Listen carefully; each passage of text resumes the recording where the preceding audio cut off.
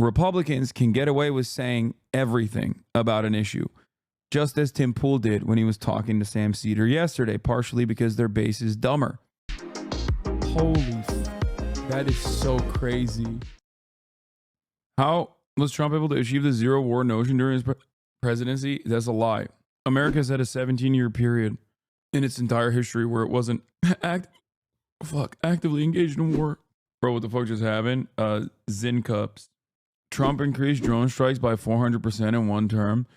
Yeah, so Donald Trump continued and greatly accelerated the war and bloodshed that its previous administration had championed, which was the Obama administration.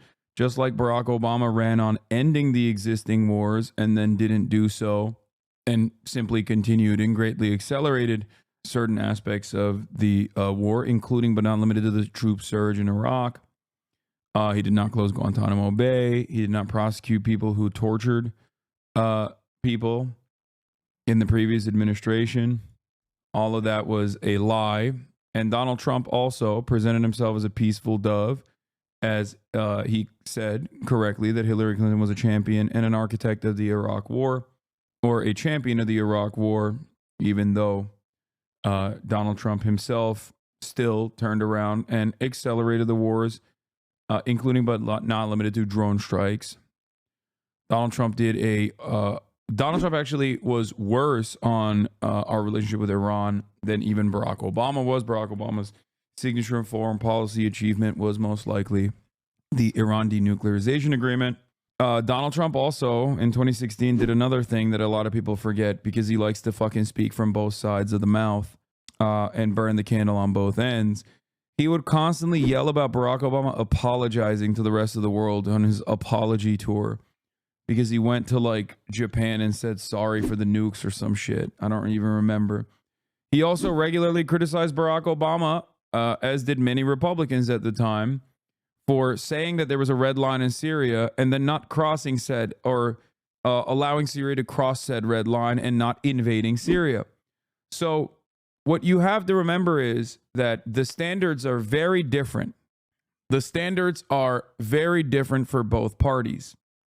The standards are very different for a black man versus a white man, but more importantly, or not more importantly, but just as importantly as that, is that Republicans can get away with saying everything about an issue, just as Tim Pool did when he was talking to Sam Cedar yesterday, partially because their base is dumber and partially because the media has a reactionary slant. Because a lot of the values that the Republican Party presents and represents, the Democratic Party also subtly has to abide by. Okay? Both parties are captured by the corporate oligopoly. Both parties are pro-war no matter what. Okay?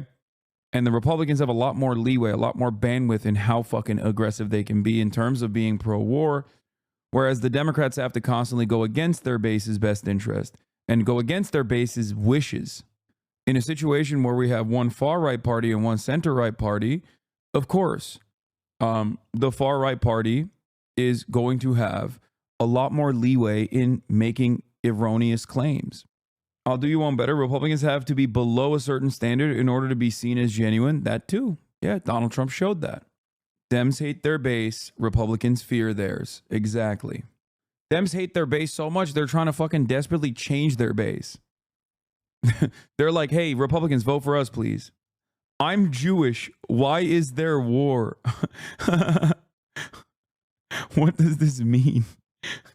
What does you being Jewish have to do with anything?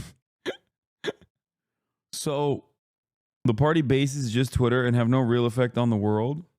Trump's North Korea policy was significantly better than Biden's, and his Ukraine policy is likely to save thousands of lives while Dem policies continue to push Ukrainians into the meat grinder. I don't know what Trump will actually end up doing with Ukraine. I think it's like his NATO shit. He's not actually fucking anti-NATO. He just got more money from NATO partners. Like, he got NATO partners to put more money into their own defenses. A policy that Biden continued as well. I don't think that Donald Trump is actually going to stop the war in Ukraine. Like, a lot of people say that because they think he's in the pocket of Putin or whatever, right?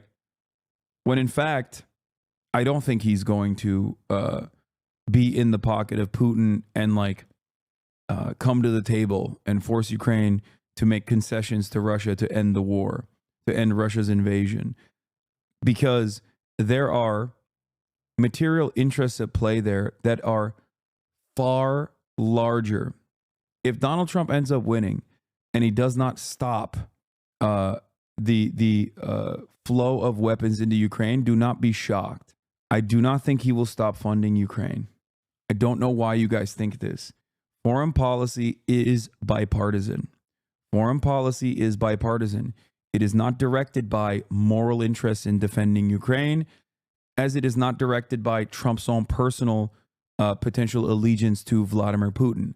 It is directed by the military-industrial complex. And the military-industrial complex is absolutely and firmly committed to continuing both the war in Ukraine.